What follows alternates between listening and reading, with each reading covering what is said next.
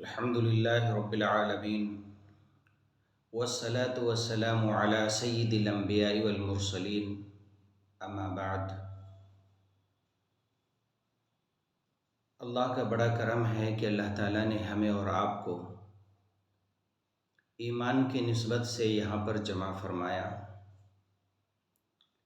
اللہ تعالیٰ ہم سب کو بار بار ایسی مجلس میں بیٹھنے کی توفیق عطا فرمائے۔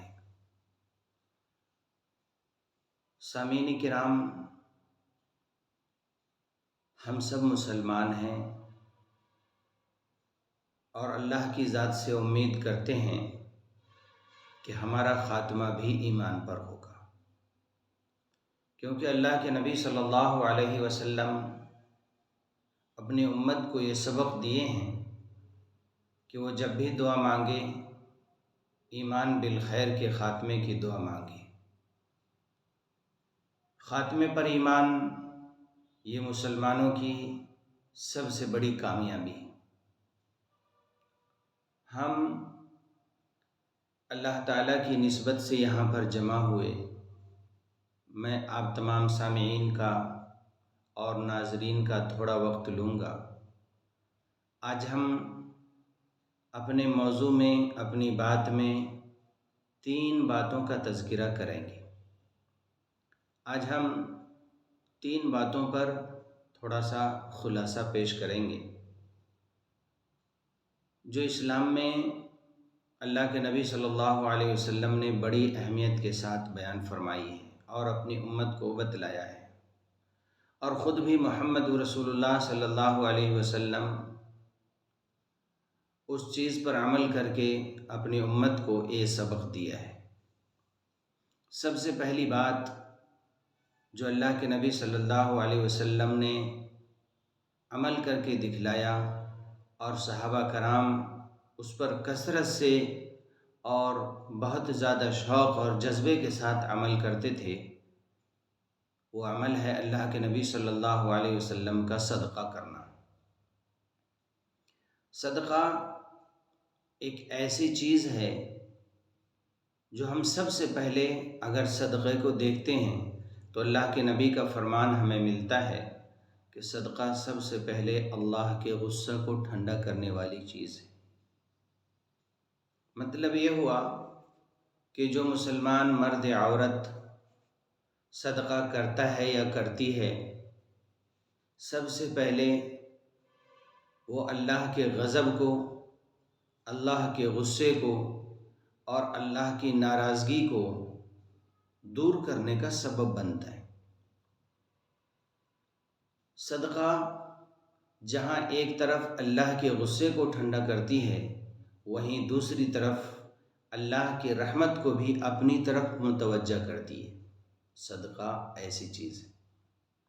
صدقہ اللہ کے نبی صلی اللہ علیہ وسلم کا سب سے محبوب اور بہترین عمل۔ حضرت بلال حبشی رضی اللہ عنہ جہاں مسجد نبی کے مؤذن بھی تھے، وہیں آپ صلی اللہ علیہ وسلم کے خادم خاص بھی تھے۔ آپ صلی اللہ علیہ وسلم نے حضرت بلال رضی اللہ عنہ کو یہ کہہ رکھا تھا کہ بلال، جب بھی ہمارے دروازے پر یا ہمارے پاس کوئی مانگنے کے لیے نہ آئے، مانگنے کے لیے آئے اور ہمارے پاس کچھ نہ ہو، تو بلال میرے طرف سے تم کسی سے قرض لے کر اسے دے دینا، بعد میں اس قرض کو ادا کر دوں گا۔ اب آپ اندازہ لگائیں اس بات کی اہمیت کتنی ہے، صدقے کی اہمیت کتنی ہے، کسی کو دینے کی اہمیت کتنی ہے، کوئی ہمارے دروازے پر آ جائے اس کی مدد کرنے کی اہمیت کتنی ہے۔ اللہ کے نبی صلی اللہ علیہ وسلم حضرت بلال رضی اللہ عنہ سے فرما رہے ہیں، بلال، اگر ہمارے دروازے پر ہماری مجلس میں مجھ سے کوئی مانگنے آ جائے اور بلال میرے پاس اگر کچھ نہ ہو تو آپ کسی سے قرض لے لینا، بعد میں ہم اس قرض کو ادا کر دیں گے۔ خلاصہ ہوا کہ اللہ کے نبی صلی اللہ علیہ وسلم کے پاس اگر کوئی غریب، مسکین، یتیم، ضرورت مند، قرضدار انسان، بیمار انسان مسافر انسان ایسا آپ صلی اللہ علیہ وسلم کے پاس اپنی حاجت ضرورت لے کر آتا تو آپ صلی اللہ علیہ وسلم کے پاس کچھ نہ ہوتا تو حضرت بلال سے کہتے بلال کسی سے قرض لے لو، بعد میں وہ قرضہ ادا کر دوں گا۔ اس بات سے پتہ چلا کہ کسی کی مدد کرنے کی کتنی اہمیت ہے۔ اگر آپ کسی کی مدد نہیں کر سکتے تو کسی کے ذریعے سے بھی کسی کی مدد کرا سکتے ہیں، کسی کو مشورہ دے سکتے ہیں، کسی کو بول سکتے ہیں کہ فلانا پریشان ہے، وہ بیمار ہے، وہ ضرورت مند ہے، وہ ہاسپٹل میں ایڈمٹ ہے، یہ مسافر ہے، آپ اس کی مدد کر دیجئے، یہ اپنی منزل تک پہنچ جائے گا۔ کسی بھی طریقے سے آپ کسی اور کی بھی مدد کر سکتے ہیں۔ مدد کرنا اسلام میں سب سے بہترین عمل بتلایا گیا، اور یہ بتایا گیا کہ مدد کرتے وقت یہ نہ دیکھا جائے کہ سامنے والا کون ہے، کون ہے سامنے والا، بس انسان ہے، آپ اس کی مدد کیجیے، انسان کے ناطے آپ اس کی مدد کیجیے، وہ بھی آپ کو دعائیں دیں گے، وہ بھی آپ کو دعائیں دیں گے۔ میں نے سوشل میڈیا کے ذریعے سے ہی مولانا ابو طالب رحمانی دامت برکاتہم العالیہ ان کا ایک کلپ سنا۔ اس میں آپ فرما رہے تھے کہ آپ کسی گورنمنٹ ہاسپٹل کے دروازے پر چلے جائیں، اس کے گیٹ پر کھڑے ہو جائیں تو آپ دیکھیں گے کہ بہت سارے ایسے لوگ گورنمنٹ ہاسپٹل میں علاج کرانے کے لیے آ رہے ہیں جن کے پاس پیسہ نہیں ہے۔ آپ یہ نہ دیکھیں کہ یہ مسلمان ہے یا غیر مسلم، آپ آنکھ بند کر کے، ہاتھ بند کر کے، مٹھی بند کر کے آپ اس کی مدد کریں، چاہے وہ بوڑھا ہو یا بوڑھی عورت ہو، ضعیف ہو، کمزور ہو، ضرورت مند ہو، آپ گورنمنٹ ہاسپٹل کے دروازے پر کھڑے ہو جائیں، پیسوں سے آپ اس کی مدد کریں، کھانے سے آپ اس کی مدد کریں، دواؤں کی چٹھی اور پرچی لے کر ان سے کہیں کہ اماں میں آپ کے لیے دوائیں لا کر کے دیتا ہوں، پھر دیکھیں کہ ان کی دل سے کیسی دعائیں نکلتی ہیں۔ یہ الفاظ تھے حضرت مولانا ابو طالب رحمانی دامت برکاتہم العالیہ کے۔ آپ اس طریقے سے بھی مدد کر سکتے ہیں۔ مدد اسلام میں ہر کسی کے لیے ہے، ہر کسی کے لیے، اسی کو اسلام میں صدقہ کہا گیا۔ جب آپ کسی کی مدد کرتے ہیں تو اللہ تعالیٰ آپ سے ناراض ہے، خوش ہو جاتا ہے۔ آپ کسی کی مدد کرتے ہیں، آپ بیمار ہیں، اللہ آپ کو شفا دے دیتے ہیں۔ پتہ چلا صدقہ کرنا جہاں اللہ کے غضب اور غصے کو ٹھنڈا کرتی ہے، اور دوسری طرف اللہ کی رحمت کو متوجہ کرنے والا عمل بھی صدقہ ہے۔ بڑی بڑی روایات اس پر موجود ہے، صدقہ کی فضیلت پر اور صدقہ کی باتوں پر۔ خود اللہ کے نبی صلی اللہ علیہ وسلم کے پاس کچھ نہ ہوتا، اگر کوئی مانگنے آ جاتا تو ابھی جیسا کہ میں نے عرض کیا، حضرت بلال سے کہتے بلال ان کی ضرورت کو پورا کرو۔ یہ ہے اسلام، یہ ہے اسلام، اسے اسلام کہتے ہیں، اور انہی چیزوں کی ہمیں اور آپ کو ضرورت ہے۔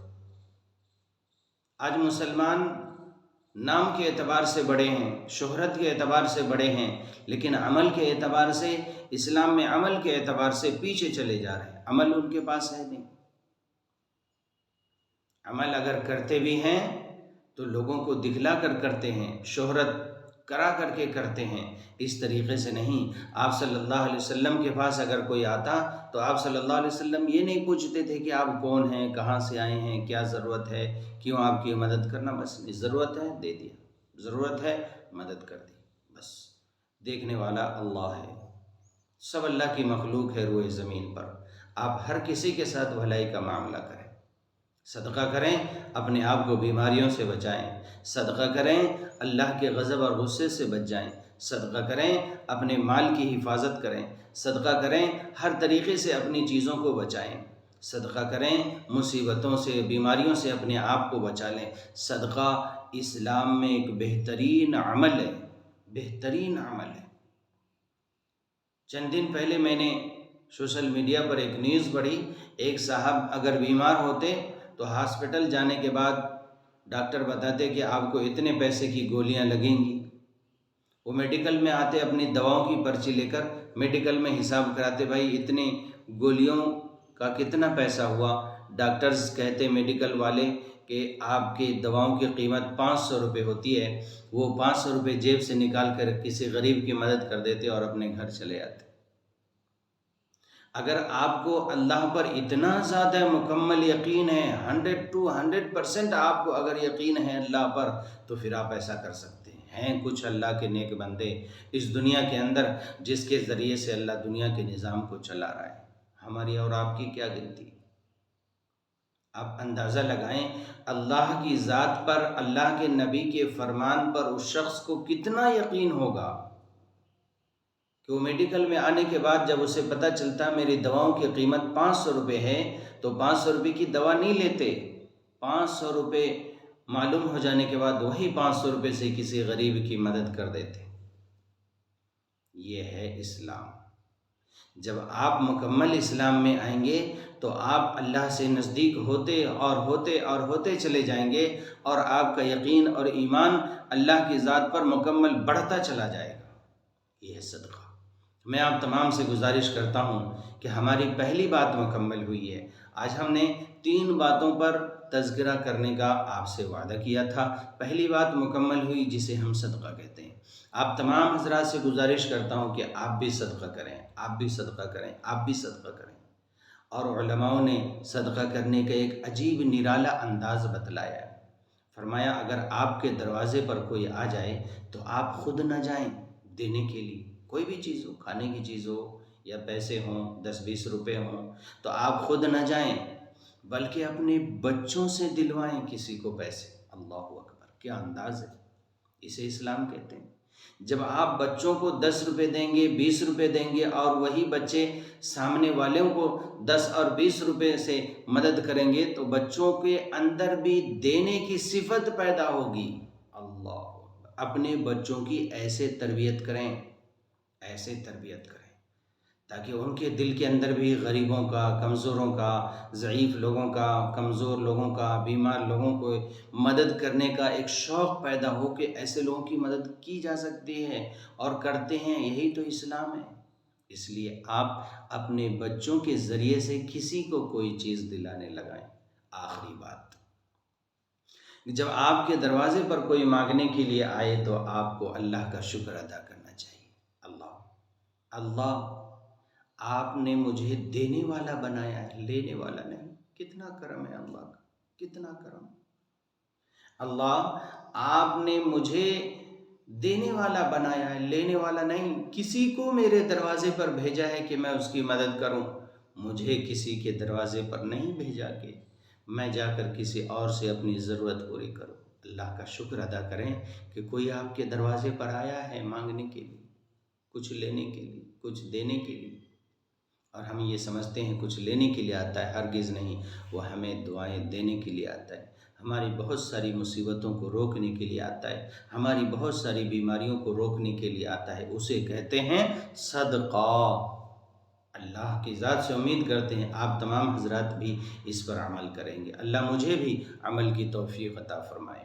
دوسری بات، آج ہمارے بات کا موضوع ہے زکوٰۃ ادا کرنا۔ اپنے مال میں سے زکوٰۃ ادا کیجیے۔ ہم یہ سمجھتے ہیں عام طور پر کہ صرف رمضان میں ہی زکوٰۃ ادا کیا جاتا، نہیں، رمضان کے علاوہ بھی آپ زکوٰۃ ادا کر سکتے ہیں۔ اگر آپ کے مال پر رمضان سے پہلے زکوٰۃ واجب ہوئی ہے تو آپ رمضان سے پہلے ادا کریں۔ سال کے 12 مہینے، کسی مہینے میں آپ کے مال پر زکوٰۃ واجب ہوئی ہے، اسی مہینے میں آپ ادا کریں، رمضان کا انتظار نہ کریں۔ رمضان میں اللہ آپ کو اور توفیق دیں، نیکیاں کمانے کی، خوب کمائیں۔ عام طور پر لوگ اس لیے رمضان میں زکوٰۃ ادا کرتے ہیں کہ اس کا ثواب 27 گنا بڑھ جاتا ہے اور زیادہ سے زیادہ صدقہ کرنے والوں کو اور زکوٰۃ ادا کرنے والوں کو ثواب ملتا ہے۔ لیکن جب آپ کے مال پر زکوٰۃ واجب ہو جائے، آپ اسی وقت زکوٰۃ ادا کریں اپنے مال کی، اور اپنے مال کی حفاظت کریں۔ زکوٰۃ اللہ کے دی ہوئے مال میں سے ادا کرنا، یہ اللہ کا ایک نظام ہے، اللہ کا ایک قانون ہے۔ جہاں پر اللہ نے قرآن کے اندر نماز کا ذکر فرمایا، وہاں پر زکوٰۃ کا بھی ذکر فرمایا ہے، تاکہ کوئی مسلمان غریب نہ رہے۔ 100 روپے میں سے 2 روپیہ 50 پیسہ کیا مشکل ہے؟ 1000 روپے میں سے 25 روپیہ کیا مشکل ہے؟ کیا مشکل ہے؟ 1000 روپے میں سے 25 روپیہ کسی کو دینا کیا مشکل ہے؟ 25 روپے میں آج برابر ناشتہ نہیں ملتا ہے۔ 1,00,000 روپے میں سے 2500 روپیہ، 2500 روپیہ کسی ایک غریب کی مدد کر دیں، آپ اس کے 1 مہینے کا راشن چل جائے گا، 1 مہینے کا راشن۔ اللہ اکبر!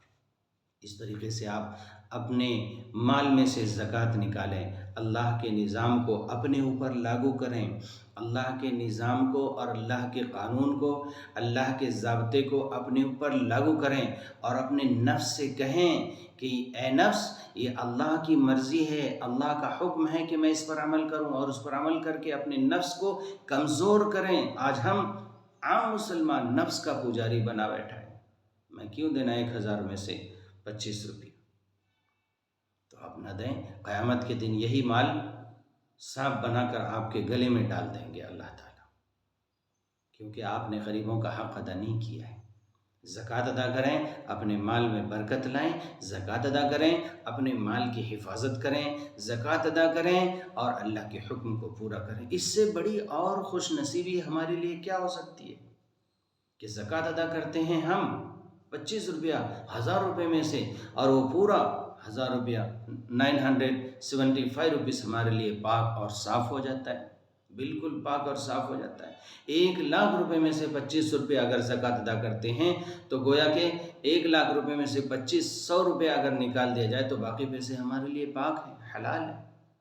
اور اگر زکوٰۃ ادا نہیں کی گئی، 1 سال سے زیادہ کی مدت ہو گئی ہے، تو پھر وہی مال ناپاک ہو جاتا ہے۔ اسی مال سے اگر ہم اپنے لیے کپڑا لیتے ہیں، کھانے کی چیزیں لیتے ہیں، پھر پتہ چلا کہ ہم غیروں کا حق کھا رہے ہیں، اور ہم یہ سمجھتے ہیں کہ وہ ہمارا ہی حق ہے، اسے ہم ہی کھا رہے ہیں۔ ان چیزوں پر باریکی کے ساتھ آپ خود غور کریں، اپنے نفس کا محاسبہ کریں، اپنے نفس کا محاسبہ کریں، اپنی زندگی میں جھانکیں کہ آپ کہاں تک اللہ کی نافرمانی کر رہے ہیں، کیسے آپ بچ پائیں گے اللہ کی ذات سے، اور اللہ کی پکڑ سے آپ کیسے بچ پائیں گے۔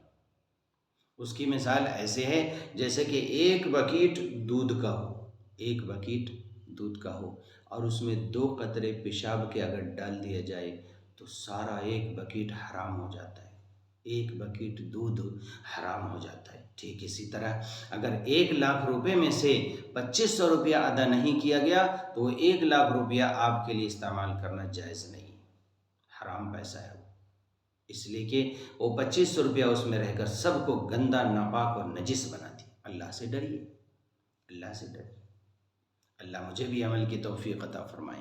اور تیسرا موضوع ہے ہماری بات کا دعا۔ دعا مومن کا وہ ہتھیار ہے جس کے ذریعے سے مومن اللہ کے یہاں تمام اپنی تقدیر بدلوا لیتا ہے۔ جتنی مرتبہ آپ دعائیں مانگیں گے اللہ کے یہاں، اتنی مرتبہ آپ کی تقدیر لکھی جائے گی۔ دعا میں وہ طاقت ہے، دعا میں وہ تاثیر ہے، بڑی بڑی بلاؤں سے، مصیبتوں سے، بیماریوں سے اللہ دعا کے ذریعے سے بچا لیتے ہیں۔ دعا وہ طاقت رکھتی ہے، چاہے وہ اپنے آپ کے لیے ہو، یا ماں باپ کی دعا آپ کے لیے ہو، یا کسی کی دعا آپ کے لیے ہو، یا آپ کی خود کی دعا آپ کے لیے ہو، آپ کی اولاد کے لیے ہو، آپ کی نسلوں کے لیے ہو، آپ کے رشتہ داروں کے لیے ہو، ماں باپ کے لیے ہو، جس کسی کے لیے بھی ہو، دعا جتنی مرتبہ اللہ سے مانگی جائے اتنی مرتبہ اللہ تقدیر کو بدل دیتے ہیں۔ دعا ایسی چیز ہے۔ اس لیے محترم بزرگوں اور دوستوں اور تمام سامعین و ناظرین، آپ تمام سے گزارش کروں گا کہ آپ بھی دعاؤں کا اہتمام کریں۔ دعا کی قبولیت کے لیے 2-3 وقت بتائے ہیں علماء کرام، ایک مغرب سے پہلے کا وقت، ایک مغرب سے پہلے کا وقت، اور ایک فجر کا وقت شروع ہونے سے پہلے کا وقت۔ جب ابھی فجر کا وقت شروع نہیں ہوا اس وقت آپ مصلی بچھا کر اللہ کے سامنے کھڑے ہو جائیں اور نفل پڑھیں، تہجد پڑھیں، اور پھر اس وقت اللہ سے دعا مانگیں۔ اس وقت کی دعا اللہ کے یہاں بہت جلد قبول ہوتی ہے، بہت جلد قبول ہوتی ہے، اس لیے کہ اللہ کے نبی صلی اللہ علیہ وسلم نے فرمایا کہ ہر صبح، ہر رات اور ہر صبح ہونے سے پہلے، ہر رات کی صبح ہونے سے پہلے اللہ پہلے آسمان پر ہوتے ہیں اور اپنے بندوں سے پکار کر کے کہتے ہیں، ہے کوئی مانگنے والا جسے عطا کروں، ہے کوئی بیماری سے شفا پانے والا جسے بیماری سے شفا دے دوں؟ ہے کوئی رزق مانگنے والا جسے رزق دے دوں؟ ہے کوئی جنت طلب کرنے والا جسے جنت دے دوں؟ یہ پکار ہر رات ہوتی ہے، ہر رات۔ اس لیے علماء کرام فرماتے ہیں کہ فجر سے پہلے کا وقت جو ہوتا ہے، ابھی فجر کا وقت شروع نہیں ہوا، جسے ہم تہجد کا وقت کہتے ہیں، جیسے 3-4 بجے کے قریب، آج کے زمانے میں تو راتیں بڑی لمبی لمبی ہو رہی ہیں، فرمایا کہ اس وقت جب بندہ اللہ سے جو مانگتا ہے جائز چیزیں، اللہ اسے عنایت کرتے ہیں، اللہ اسے دیتے ہیں، اور اللہ دیں گے، اور جتنی مرتبہ آپ دعائیں مانگیں گے اللہ تعالیٰ دیں گے انشاءاللہ تعالیٰ۔ دعا کے موضوع پر کسی دن اور تفصیل سے گفتگو فرمائیں گے، بات ذرا لمبی ہو گئی ہے۔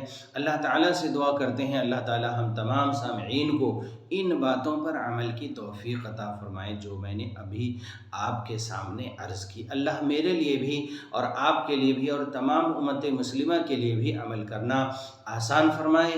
وآخر الدعوانا ان الحمد للہ رب العالمین۔ السلام علیکم ورحمۃ اللہ وبرکاتہ۔